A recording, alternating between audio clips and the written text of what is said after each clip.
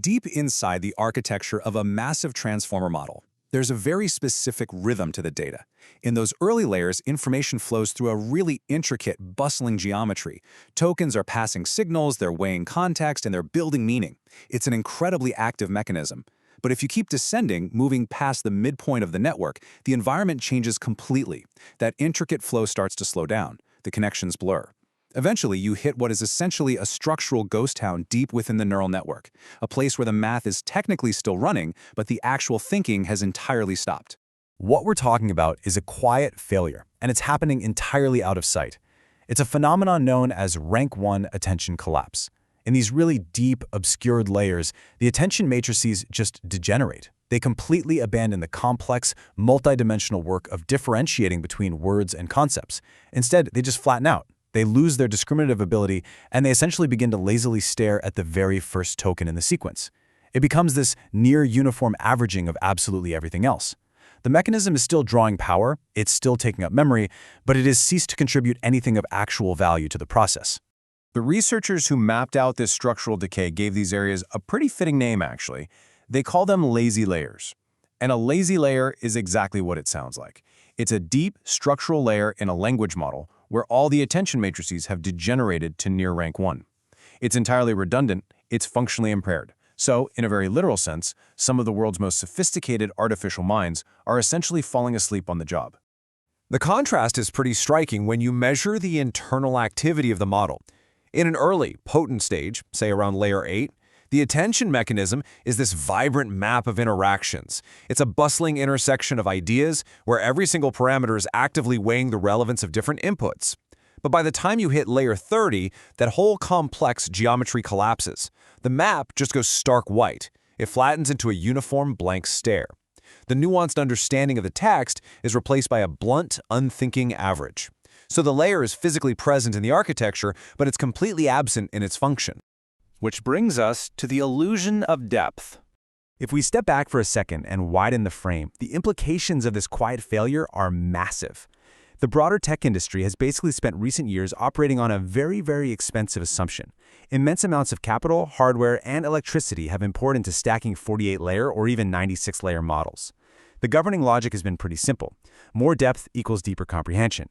We sort of just assumed that making the stack taller would inherently make the model smarter, but that assumption completely dismantles under scrutiny. Rank analysis across models like GPT-2 reveals a pretty stark reality. For a significant portion of a massive model's depth, the parameters are merely an illusion.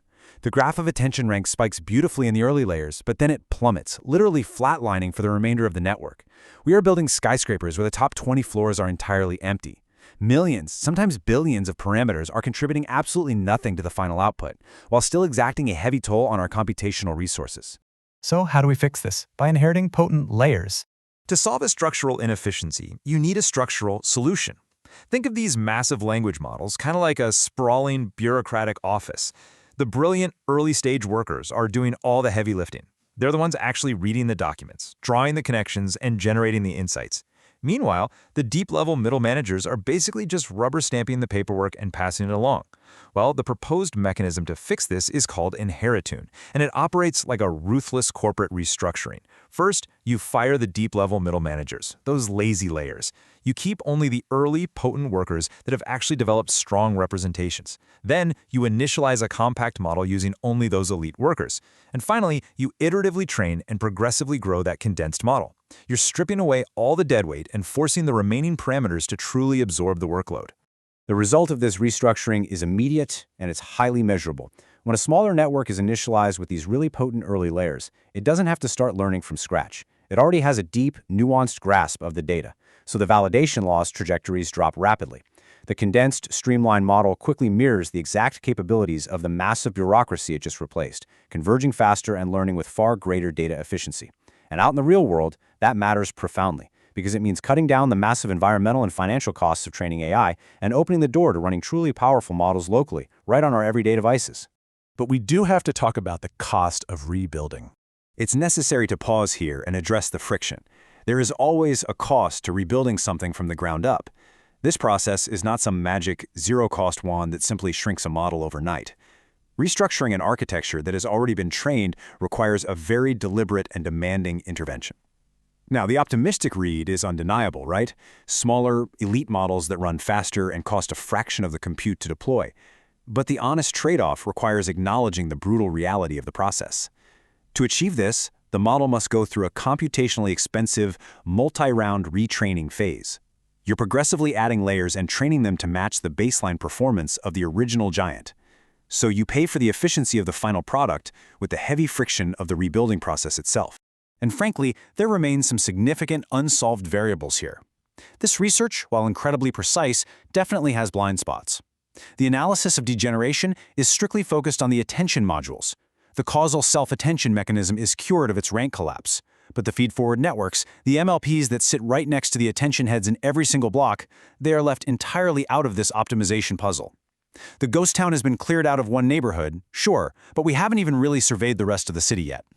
Which leads us directly into the compact future. Even with those unsolved variables, the practical signal we're getting here is profound.